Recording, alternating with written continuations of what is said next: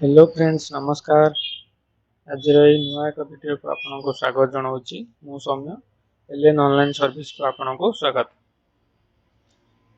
तो आज वीडियो रे कौन शिखा ना बर्तमान ऑनलाइन रे रेसिडेंट सर्टिफिकेट केमती घरे बसी आप अप्लाई करें ता विषय आम ये वीडियो रे शिखा। फुल प्रोसेस मु जनइबी वीडियो रे बनी रुहतु।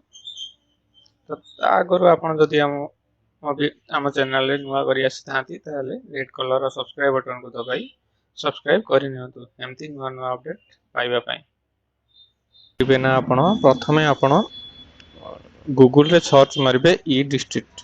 तो देखि पड़थबे आपण मु सर्च मारुची ई डिस्ट्रिक्ट देखंतु सजेशन रे पळि आसला ई डिस्ट्रिक्ट सर्च मारिबे। सर्च मारला परे फर्स्ट ऑप्शन टी आपण आसी जाउथो ई डिस्ट्रिक्ट ओडिशा रे क्लिक करिवे।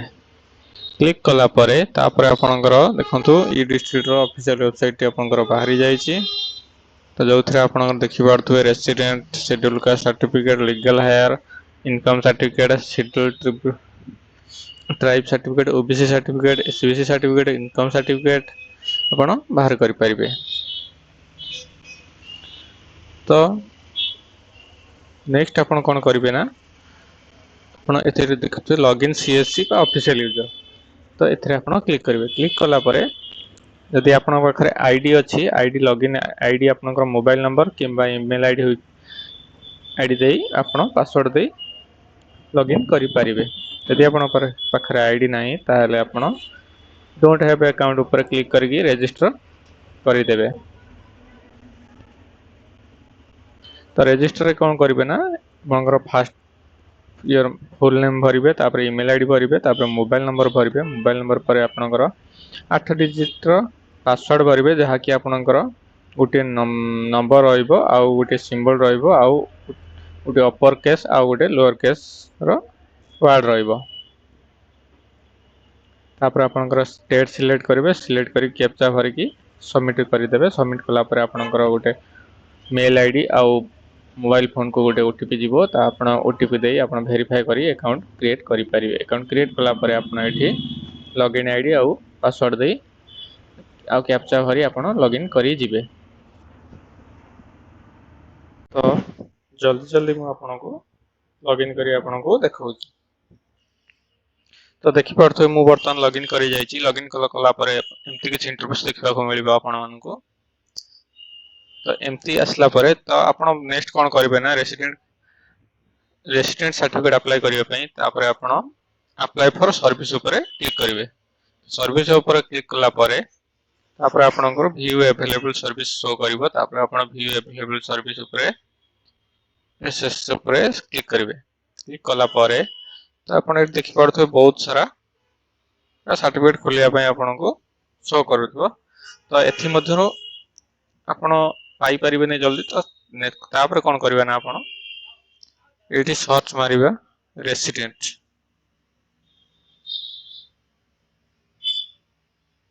तो रेसिडेंट मु सर्च मारि देली। सर्च मारला पर देखंतु आपण को सामने रे आसी जाइतो 3 number option T issuance of resident certificate.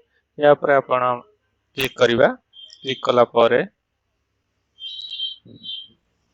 आपण को अप्लाई करिवार पेज टी बाहरी आसी या कि एमती किछि इंटरफेस देखिबा को मिलिबा आपण मानको।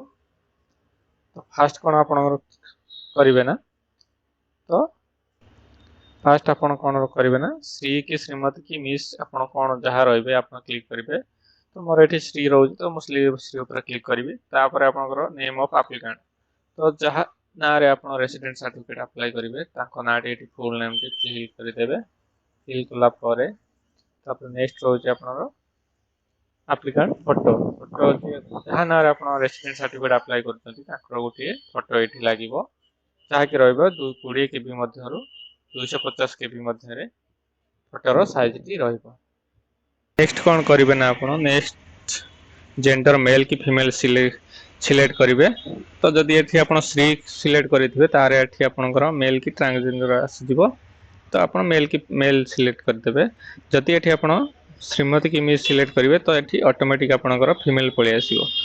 फीमेल की ट्रांसजेंडर तो आपण जहा एठी मध्य होइथिबे तो सिलेक्ट करिवे। फीमेल प्रायत आसीबो मिस सिलेक्ट कले फीमेल पळि आसीबो।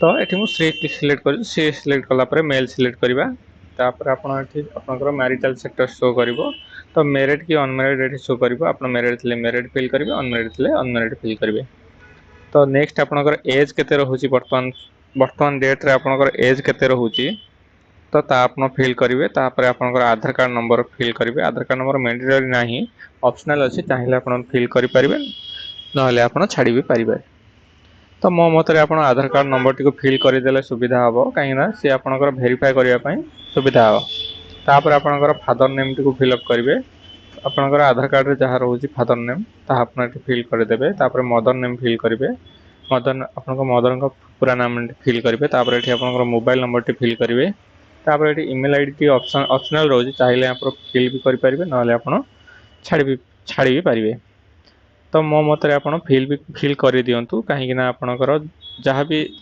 अपडेट आसीबो आपनकर जदि रेसिडेंट सर्टिफिकेट हेई आसी जाउची ताले आपनकर मेल को आगे मेल रे आपण पाई जिवे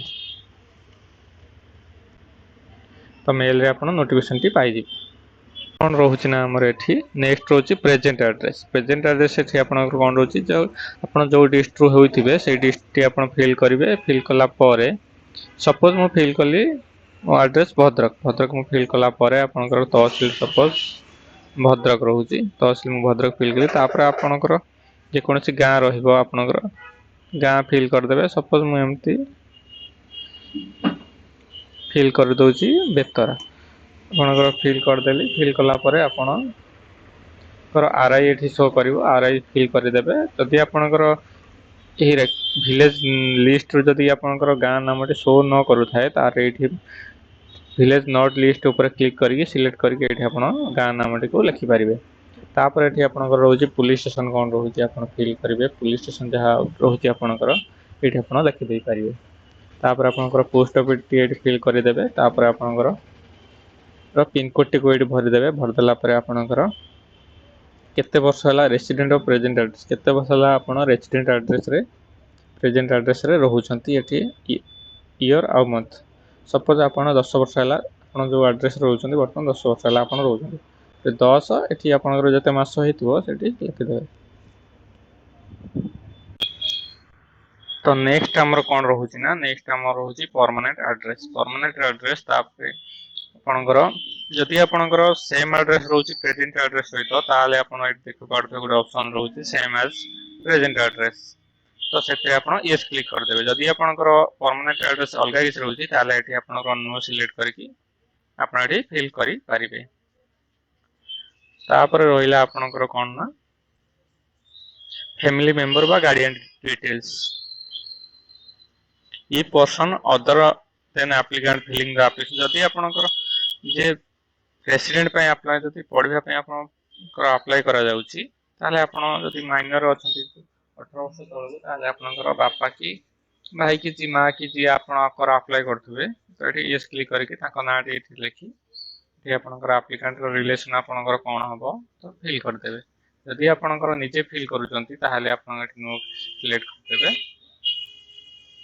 अंते तापर हमर नेक्स्ट कोन रहउछ ना प्रपोज पय आपण रेसिडेंट सर्टिफिकेट अप्लाई करछन जदि आपण स्टडी पे अप्लाई करछन स्टडी फिल करिवे जदि आपण जॉब पे अप्लाई करछन जॉब फिल अप करिवे तो नेक्स्ट रहउछ हमर कोन ना डिक्लेरेशन प्लेस रहउछ हमर फुल डिटेल्स आपण पढि परिवे तापर आपण रहउछ प्लेस रहउछ आपनकर जो प्लेस रे आपण अप्लाई करथुबे सपोज आपनकर डिस्ट्रिक्ट एटी फिल कर देबे फिल करतला परे आपनकर एग्री पर क्लिक करके एठी आपण नेक्स्ट आपनर कैप्चा आपण फिल कर देबे कैप्चा फिल करके सबमिट ऊपर क्लिक करिवे सबमिट ऊपर क्लिक कला परे नेक्स्ट म आपण कहबी आपण कोन डॉक्यूमेंट को लागिवो तो आपण सबमिट कला परे एंती आपनकर इंटरफेस टी आसी जिवो आसला परे आपण अटैच अनेक्स ऊपर क्लिक करिवे अटैच अनेक्स ऊपर क्लिक कला परे आपनकर डॉक्यूमेंट सब दबा को पड़िबो जहा कि रहिछि आपनकर attach of document to be attached कोन डॉक्यूमेंट सब रहउछि आपण देई परिबे ना मैंडेटरी डॉक्यूमेंट सब रहउछि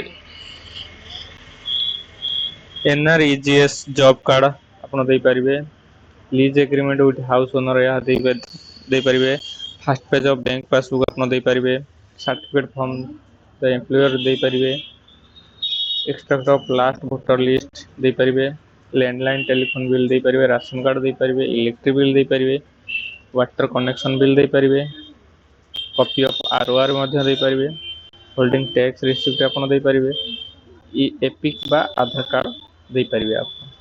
तो मुझे आधार कार्ड देवाई चाहूँगी, तो आधार कार्ड उपर क्लिक करके ब्राउज उपर क्लिक करके आप जो जगह आप फाइल टी रोचे से सिलेक्ट करके आप आधार कार्ड टी को दे पारे।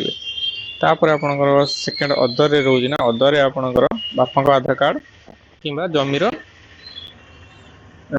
आरओआर कॉपी टी को आप दे पारे, जहाँकि आपणकर बापा आधार कार्ड सहित अटैच करके दे पारे।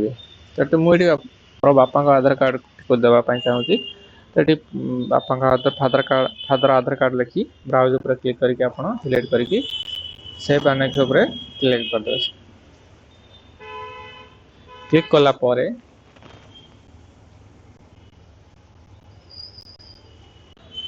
कला परे आपणकर एक्नॉलेजमेंट डाउनलोड हो जाओ। डाउनलोड होला परे आपण रेफरेंस नंबर टी जनरेट हो जाओ, जो नंबर अनुसार आपण ट्रैक करि परिबे आपनकर एप्लिकेशन प्रोसेस टी केबे जाए पहुँचला। तो आपणकर यह 10 रु 15 दिन मध्य रेसिडेंट सर्टिफिकेट टी रेडी होई आसीजिवो। आसीगला परे आपण डाउनलोड करी यूज करि परिबे। तो जदि मो चैनल रे आपण नुआ आसी चाहती ताले चैनल को रेड कलर बटन दबाई सब्सक्राइब कर नियंतु। Thanks for watching.